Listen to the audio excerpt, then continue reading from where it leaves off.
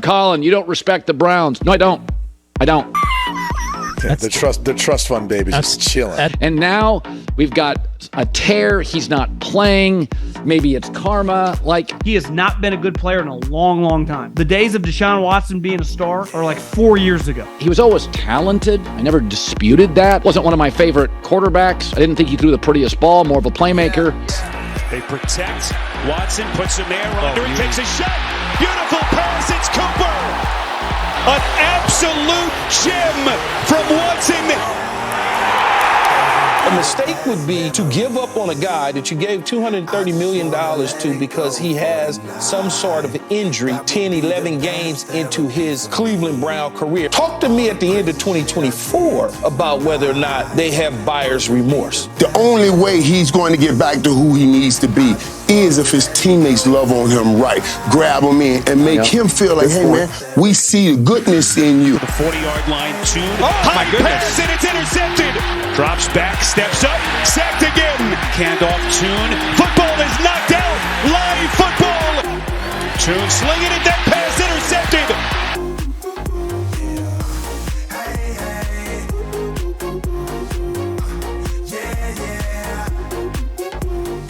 Has anyone heard anything from Brady Quinn over the past couple days? Someone should go check on that guy. So there we go. Watson's first game back. So much good, a lot that needs to be fixed, but just a step in the right direction for this team as a whole and just squashing a lot of the narratives of the division between Watson and the team and Stefanski.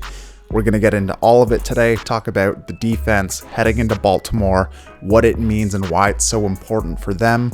But let's start with the big story, Deshaun Watson, his first game back. If you've been following along all year, you know that we've been saying you just have to trust that Watson is a playmaker. He wants to be out there. He's just truly injured. The last full game he played against the Titans, it really showed that he was getting comfortable, and we were forgetting because of how long his absence was that he's the guy who makes those world-class throws downfield. We saw him do it against Cincinnati a couple times. We saw him do it against Tennessee. We even saw it against the Steelers in that horrible Monday night game. There were a couple third downs where they were backed up in their end zone and Watson was making plays, and the fact that people forgot that he was just this officially washed player. This is something that I was saying early on in the year. You don't lose your ability to throw the ball when it's a natural ability. Yes, it's rust, it's timing, it's all of these things, but now that he's starting to piece together some games, we're going to see that really crescendo towards the end of the season. Also too, the Brady Quinn comments saying that he's a trust fund baby, he doesn't really want to be out there, or at least alluding to the fact that that could be a reality. The fact that that was starting to pick up steam. You watch the way that Watson plays, how he puts his body on the line. That was my argument with the Tennessee game. The reason why he's hurt is because he wants to play so bad and is such a tough competitor. We saw him take some big hits, stupid hits, but that is the playmaker mentality. You have no regard for yourself when you're on the field. There were a couple smart decisions he made, scrambling, tossing it off to Jerome Ford, let him run the ball and take the hits. That's a good call. But when it came down to it, he was out there making plays. And that is what a franchise quarterback is. I think those early misses are just what they are. They're early misses. We're going to see those start to decrease as time goes on, but Goodwin dropped 2 deep balls that would have completely changed Deshaun Watson's stat line, the flow of the game, and we didn't capitalize on that. We also dropped a couple really easy crossing routes, little check downs that wind up reflecting bad on Watson's stat line, and not that it's about the stat line whatsoever, but it's more in terms of keeping the chains moving, keeping drives alive, and letting the confidence build. So guys just got to go out there and make those game-changing plays, those tough catches. There's catches that you are expected to make, and then there's catches that you are paid to make. And you have to make those, man, because they flip a field, they flip the momentum of a game. And I'm really hoping that Cedric Tillman can be that guy. He can win those jump balls. He can use his body to win those physical matchups. I just really hope that that is a point of emphasis in just letting his confidence build a little bit more. Amari Cooper is just going to always do his thing, but God forbid, knock on wood, anything happens to him, you have to have a guy ready to go, to step up and take the bulk of those targets. Honestly, that first touchdown to Amari Cooper, the deflection off of the helmet, that was just, you know what? We're going to take it any way we can. Break the bad roll, the bad energy of everything, and have one bounce your way. That's what you need sometimes. Sometimes it's something as stupid and as lucky as that can get you back into the flow of things and start moving the right way. You have to view all of this. You have to view the $230 million contract. You have to view his success as a passer throughout a season as a whole, as a season as a whole. It's not an individual basis, a week by week thing. It's like how people can look back at Baker in the 2020 season, be like, man, he was so good. He was so great. It really wasn't that way. If you remember the first half of that season, he really struggled. He struggled to adapt to the new offense, but he wound up going on a heater in that middle portion of the season where they, won 3 or 4 or 5 games straight, whatever it wound up being. But it wasn't the season as a whole in terms of every week.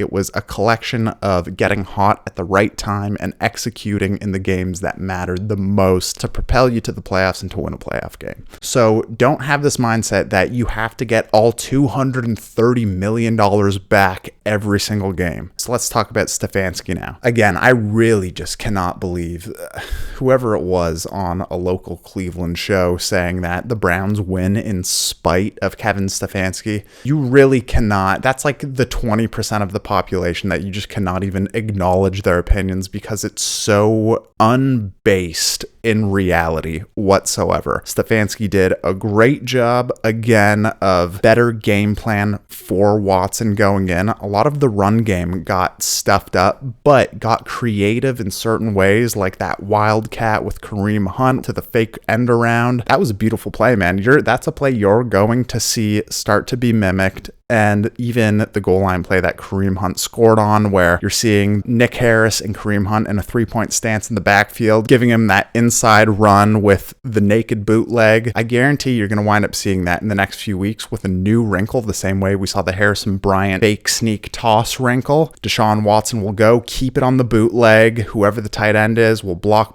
and then release out to the flats, and we're going to score on a play like that. You can already see Stefanski puts in one play, and then you're going to see it just start to develop as the year goes on. So that is the mark of a great coach and a really good play caller and play designer. You build off of things. You don't throw everything out early in the season. You add the wrinkles for when it really starts to count. So I'm really just in full support of Stefanski. It is not getting better than him. And again, I ask you, if you feel otherwise, don't just say, fire Stefanski. They win in spite of Stefanski. Say, this is who would be better, and this is who we could get next year, who wouldn't derail the progress that is being made with Watson. Enough of that talk. I also really liked how 4th and 1 when they're going for it, bring Kareem Hunt in. Keep it simple. Put Nick Harrison at fullback and just let's play some tough downhill football. Tougher men are going to win that one, and I think that's the biggest thing. My one biggest criticism of Stefanski would probably be his personnel usage. I do think Jerome Ford's kind of getting too many carries where he's just running laterally. If you're really going to give Jerome Ford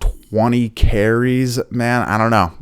I would rather see Kareem Hunt get 20 carries and then Jerome Ford be that contrast back where you're just going to gash them with his speed. But then again, that's me being the armchair coach in retrospect. So I'm sure Hunt will continue to build up, but he's just been a great addition, and I'm glad to see that whatever lingering controversy between Hunt and Stefanski after the Seattle game wasn't held against him. Stefanski isn't being vindictive. He's saying, okay, I respect and love that we have guys who want to go out there and ball out and be the answer and help the team win. I'm not going to be a Josh McDaniels and, stab a guy in the back for that. I'm going to reward him. Give him those goal line carries. Give him those 4th and 1 carries where it's about grinding out a couple of yards. And furthermore, the contrasting points of view of Amari Cooper and Deshaun Watson drawing that play up in the sand. Some people being like, oh yeah, that's a real vote of confidence for your head coach. It's like, no, that is what a great head coach does. Let me tell you, because if you do have that position, I guarantee you never played football. The first thing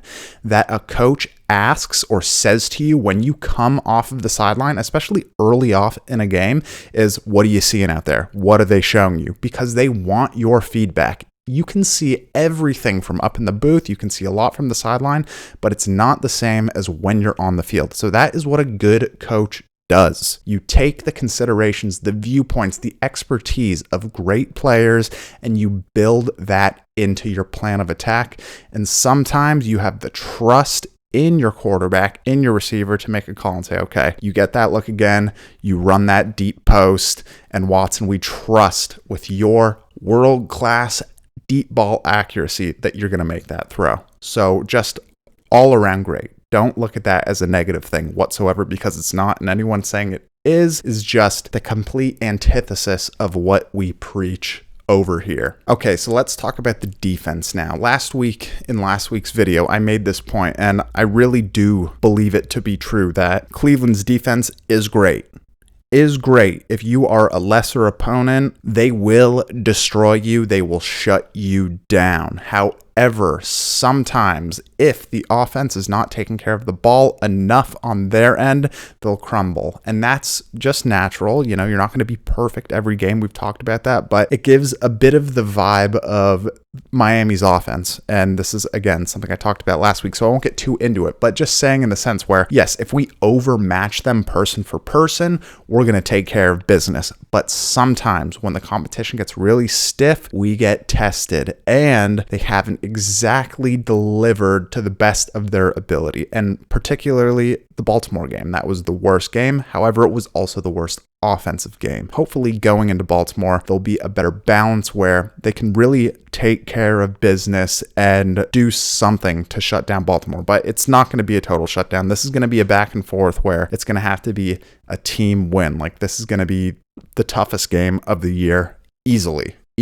And I think that this is more of a statement game and a test for the defense than it is for Deshaun Watson and the offense. The defense has more to prove in their legitimacy than the offense does with a quarterback who's trying to get back into the rhythm going up against the second best defense in the league. So you really have to see a lot from this defense. You really have to see them control the run game. Just regardless, this is a statement in the sense where you have to be the hammer and not the nail. And this is something that I've really seen from the Browns multiple times, where they are not being the hammer early enough in the game. And I think that needs to be a point of emphasis going into Baltimore. So as we head into next week, just keep the faith. Let's keep building on this. And again, don't expect it all to be ironed out. We're always going to deal with injuries. The execution will always be able to be improved on. Just look for the good things. If you come out with a win,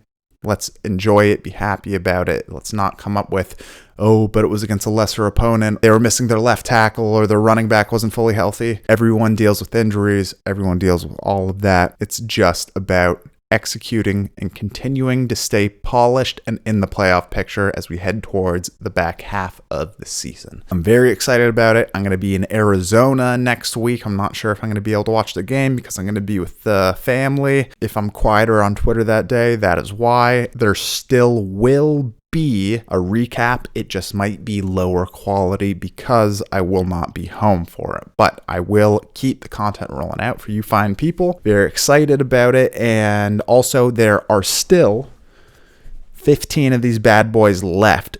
Go to optimisticfanclub.com. Of course, I will link it below, and buy one of those before they're all gone, because a lot of those have been purchased. If you did purchase one, they have all been shipped now. Thank you for your patience. I will be announcing a new sticker drop coming up very, very, very soon, probably by the next video. So it's going to be a different design. I want to change these things up every time, so be on the lookout for that.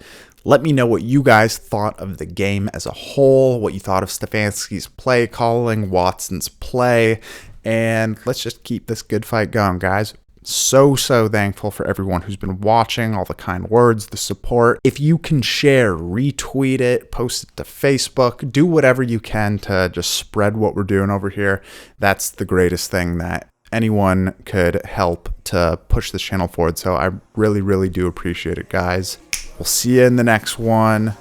Go Brownies. Stay optimistic. later. Hey, hey.